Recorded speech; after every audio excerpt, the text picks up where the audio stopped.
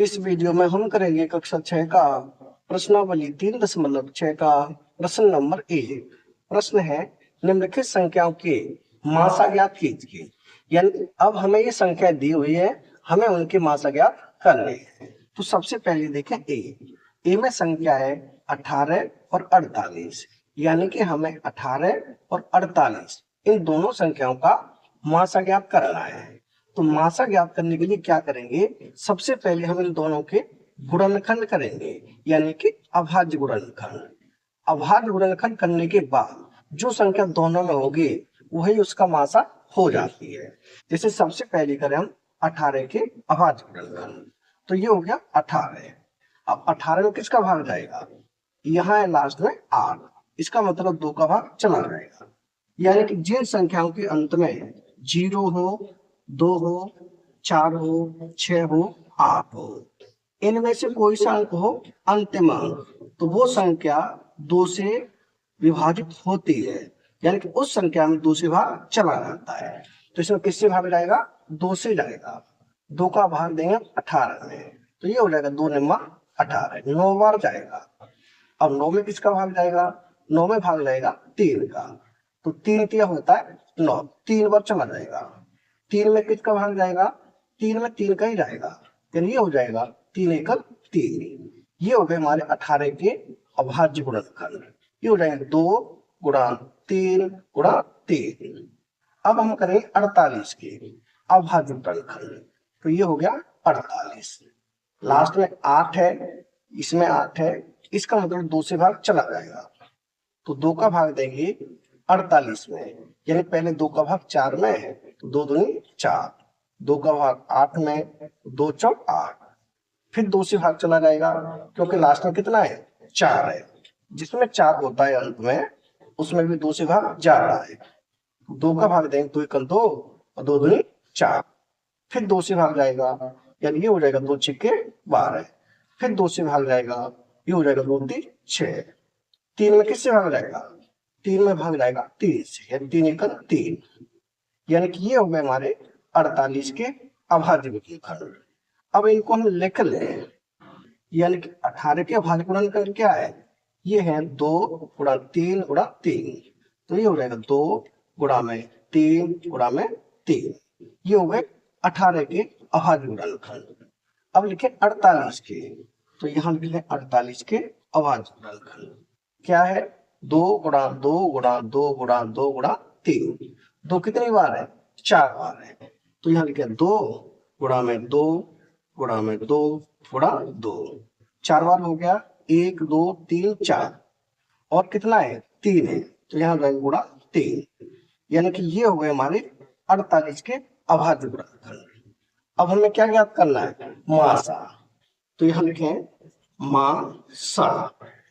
मासा का मतलब होता है जो संख्या दोनों में हो, तो 2 इसमें है 2 इसमें है, 2 लिखेंगे गुणा का निशान, और क्या है 3 इसमें है 3 इसमें भी है, तो 3 लिखेंगे, और कुछ है 3 इसमें है तो इसमें नहीं है 3, और 2 इसमें है तो इसमें नहीं है 2। यानी कि जो दोनों में हो वही मासा होता है। अब ये है 2 गुणा 3, तो 2 का गुणा 3 से करेंगे, कितना हो जाएगा 2 3 6, यानी कि इसका मासा कितना आ जाएगा, इसका मासा आ जाएगा 6। यानी ये हो जाएगा हमारा ए भाग का उत्तर। अब हम करें इसका बी भाग। बी भाग में संख्या है 30 और 42, तो पहले हम करेंगे 30 के अभाज्य गुणनखंड। 30 में लास्ट में 0 है, तो जिस संख्या के अंत में 0 होता है उसमें 2 से भाग चला जाता है, तो 2 से भाग देंगे, यानी 2 का भाग 3 में, 2 एकल 2, यह बचेगा 1, संख्या हो जाएगी 10। अब 2 का भाग 10 में, तो 2 पंजे 10। अब 15 में 2 का भाग नहीं जाता, 15 में भाग जाता है 3 का, तो 3 का भाग देंगे, 3 पंजे 15। अब 5 में किसका भाग जाता है, 5 में केवल 5 का ही भाग जाता है, यानी 5 एकल 5। ये हो गए हमारे 30 के अभाज्य गुणनखंड। अब हम लिखेंगे 42 के अभाज्य गुणनखंड, तो लास्ट में कितना है, यहाँ 2 है, इसका मतलब 2 का भाग चला जाएगा, तो 2 का भाग देंगे, यानी 2 का भाग 4 में, 2 दूनी 4, और 2 का भाग 2 में, 2 एकल 2। अब यह 21, 21 में 2 का भाग नहीं जाएगा, किसका जाएगा?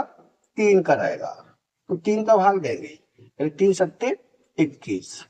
अब 7 में किसका भाग जाएगा? 7 में केवल 7 का ही भाग जाएगा, यानी ये हो जाएगा 7 एकल 7।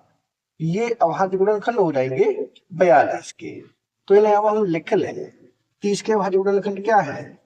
30 के हैं 2 गुणा 3 गुणा 5, तो यहाँ लिखे 2 गुणा में 3 गुणा में 5।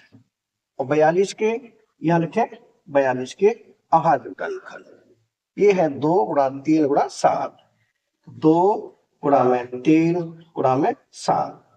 अब हमें क्या निकालना है? हमें निकालना है मासा, तो यहाँ लिखें मासा बराबर। अब देखेंगे दोनों में क्या है, 2 इसमें है 2 इसमें है, तो 2 लिखेंगे गुणा का निशान। 3 इसमें है 3 इसमें भी है, तो 3 भी लिखेंगे। और क्या है दोनों में? 5 इसमें है, कोई इसमें नहीं है, 7 इसमें है, कोई इसमें नहीं है, यानी केवल 2 और 3 है दोनों में। तो इनका हम गुणा करेंगे, 2 3 कितना होता है? 6 होता है, यानी कि इसका मासा कितना आ जाएगा? 6 हो जाएगा। ये हो जाएगा हमारा बी भाग का उत्तर। अब हम देखें इसका सी भाग। सी भाग में संख्या है 18 और 60। तो पहले हम करेंगे 18 के अभाज्य गुणनखंड, यहाँ करें 18 के अभाज्य गुणनखंड। किससे भाग जाएगा? इसमें 2 से चला जाएगा, यानी कि 2 निम्मा 18 है। अब 9 में किससे भाग जाएगा? 9 में जाएगा 3 से, तो ये हो जाएगा 3 दिया 9। 3 में किससे भाग जाएगा? 3 में जाएगा 3 से, 3 एकल 3, यानी ये हो गए हमारे 18 के अभाज्य गुणनखंड। अब हम करेंगे 60 के अभाज्य गुणनखंड। लास्ट में 0 है, तो जिसके अंत में 0 होता है उसमें 2 से भाग चला जाता है, तो 2 से भाग चला जाएगा, यानी 2 का भाग 6 में कितना होगा? 2 3 6, 0 तक लेंगे, फिर 2 का भाग जाएगा, यानी 2 एकल 2, यहाँ कितना बचा? 1, संख्या हो गई 10। 2 का भाग 10 में, 2 पंजे 10। 15 में किसका भाग जाएगा? 3 का, तो यहाँ करते 3 का भाग, 3 पंजे 15। अब ये हो गया 5। 5 में किसका भाग जाएगा? 5 में भाग जाएगा 5 का, यानी 5 एकल 5। ये हो जाएगा हमारे 60 के अभाज्य गुणनखंड। तो पहले लिखेंगे 18 के अभाज्य गुणनखंड, क्या है? 2 गुणा 3 गुणा 3, तो यहाँ करते हैं 2 गुणा में 3 गुणा में 3। उसके बाद है 60 के, तो यहाँ लिखे 60 के अभाज्य गुणनखंड। 2 गुणा 2 गुणा 3 गुणा 5, 2 गुणा 2 गुणा में 3 गुणा में 5। अब हम निकालेंगे मासा, तो यहाँ लिखे मासा। मासा क्या होता है? जो दोनों में हो, 2 इसमें है 2 इसमें है, तो 2 लिखेंगे गुणा। अगला 3 इसमें है 3 इसमें है, तो 3 लिखेंगे। और क्या है दोनों में? 3 इसमें है तो इसमें नहीं है, 5 इसमें है तो इसमें नहीं है, यानी केवल 2 और 3 है। अब इनका गुणा करेंगे, तो 2 का गुणा 3 से, 2 3 6 हो जाएगा, ये हो जाएगा मासा। यानी कि सी भाग का उत्तर कितना होगा? सी का उत्तर होगा 6। यानी कि ए का उत्तर कितना आया? 6 आया।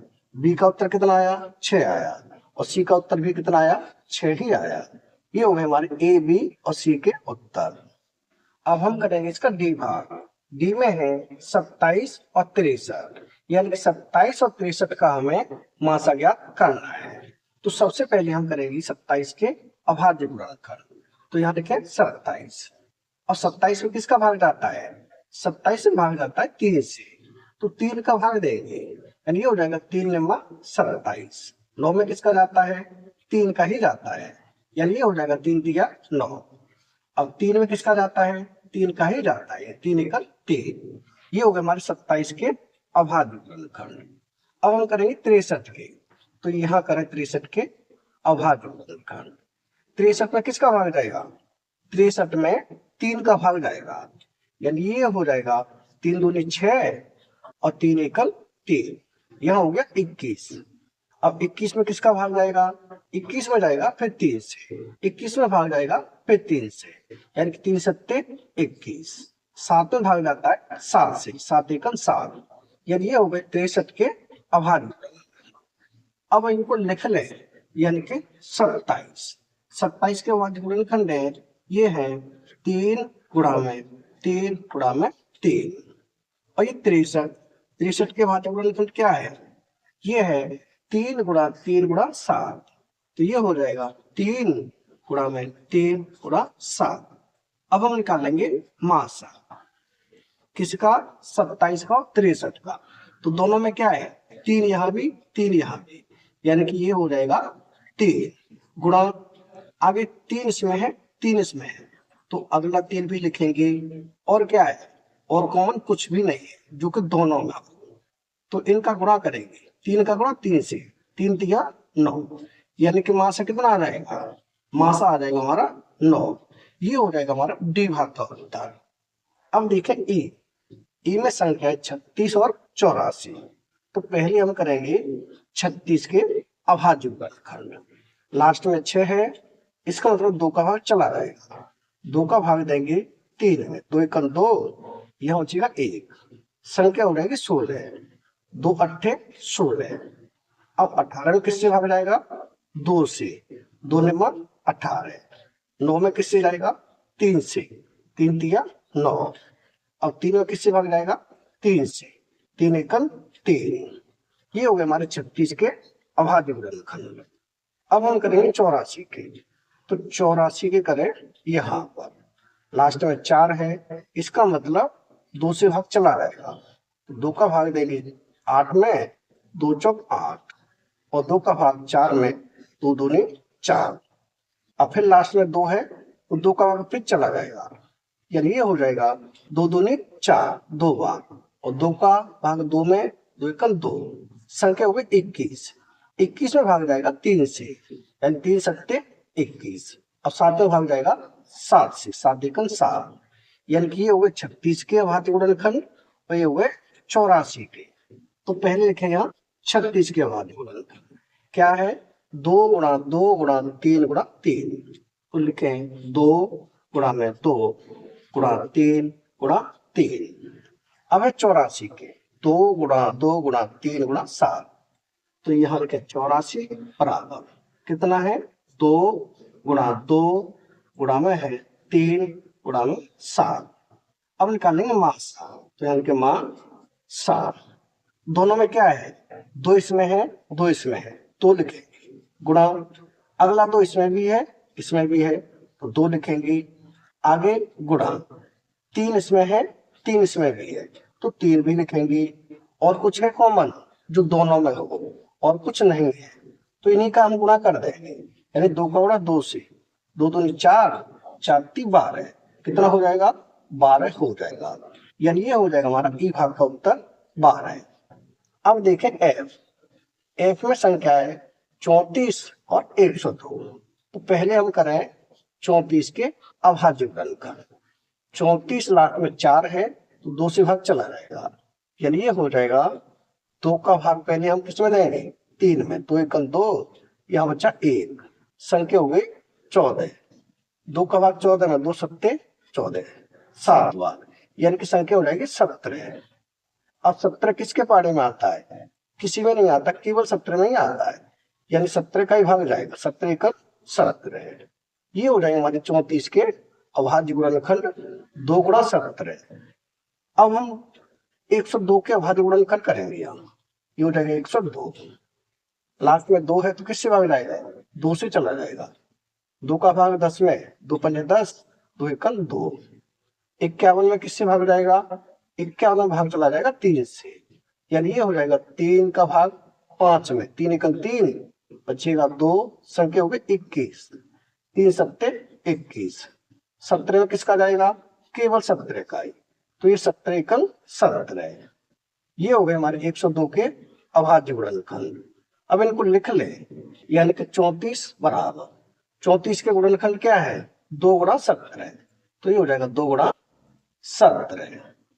अब लिखे 102 के, तो ये हो जाएगा 102 बराबर कितना है, 2 × 3 × 17, 2 × 3 × 17।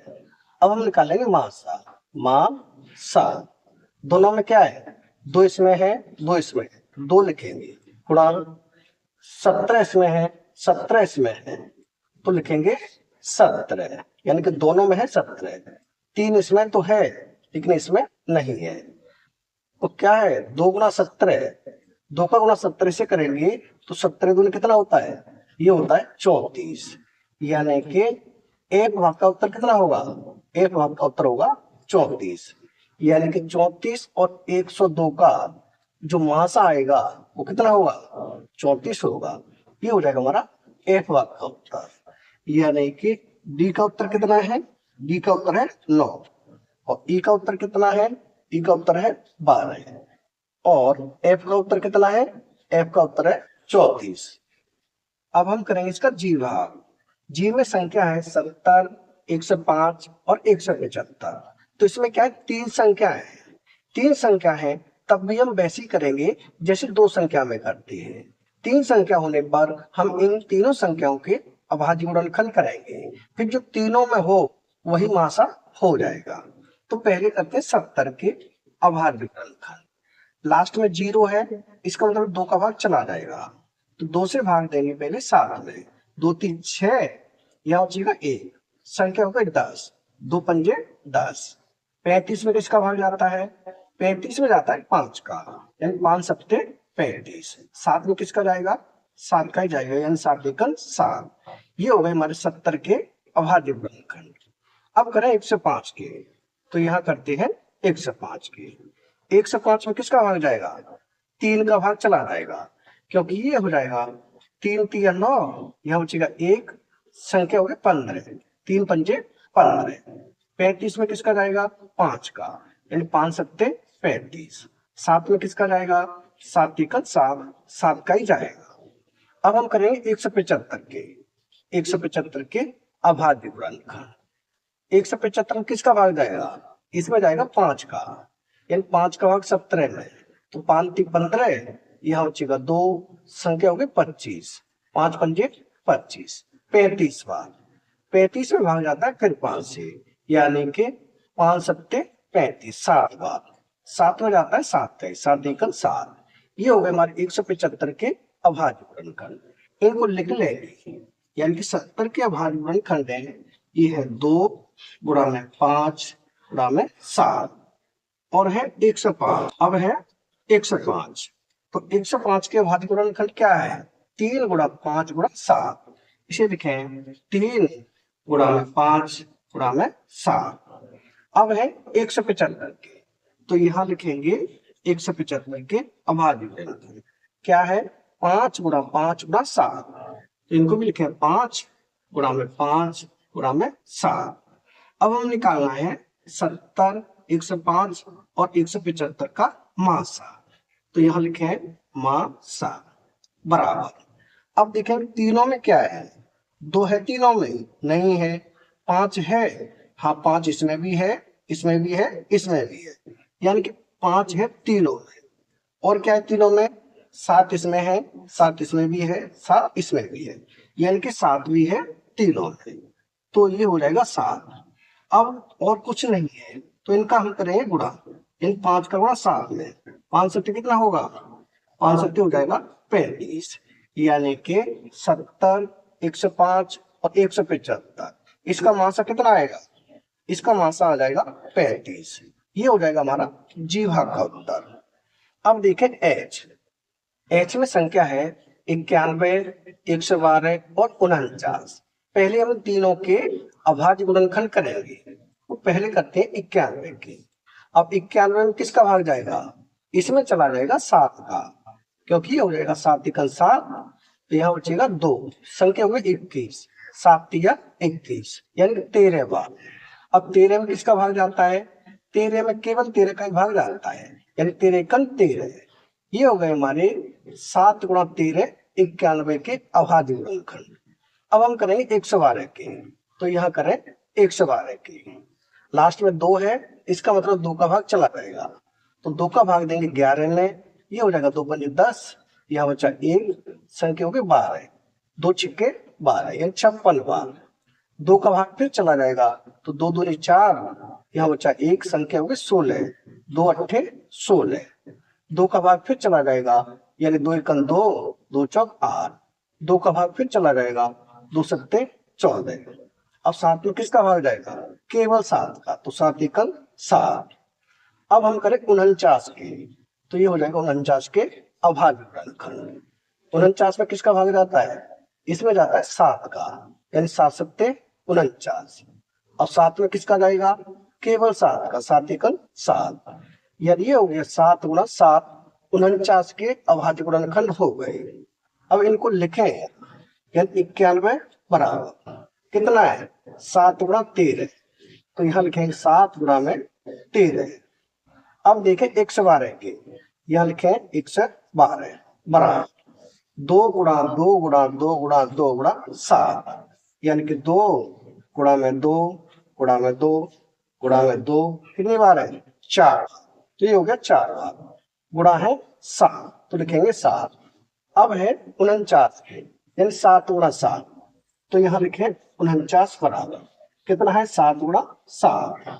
अब हमें मासा निकालना है 91, 112 और 49 का, तो यहाँ लिखें सीधा मासा।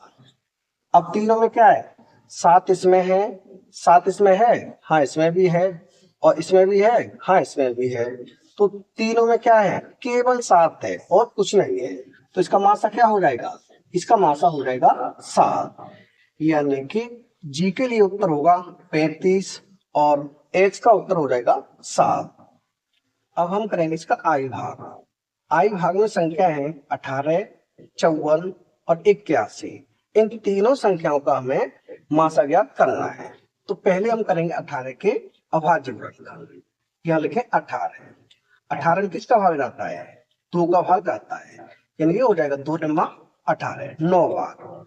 9 में किसका भाग जाता है? 3 का, ये हो जाएगा 3 दिया 9, 3 बार।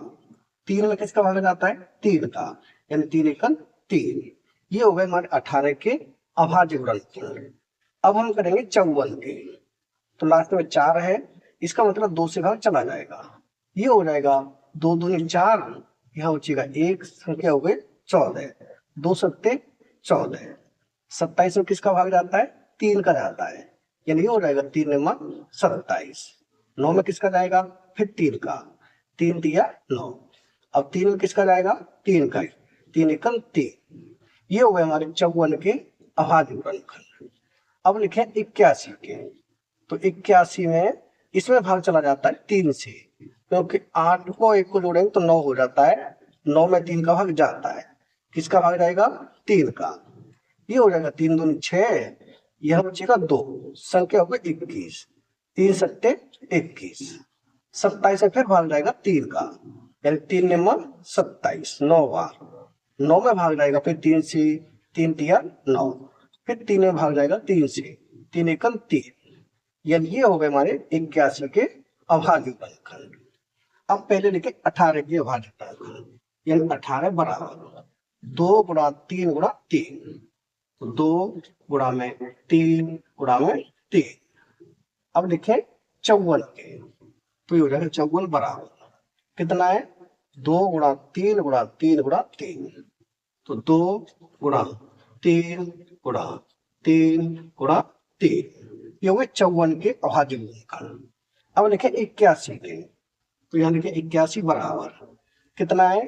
3 गुणा 3 गुणा 3 गुणा 3, तो यहाँ लिखे 3 गुणा में 3 गुणा में 3 गुणा में 3। अब हमें निकालना है मासा। क्या निकालना है? मासा किसका? 18, 54 और 81 का। अब देखें तीनों में क्या है? 2 इसमें है, इसमें है, लेकिन इसमें नहीं है।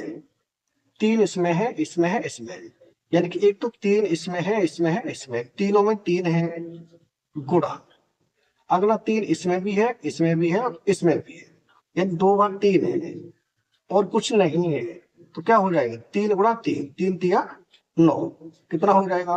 9 हो जाएगा मासा, यानी कि 18, 54 और 81 का मासा कितना है?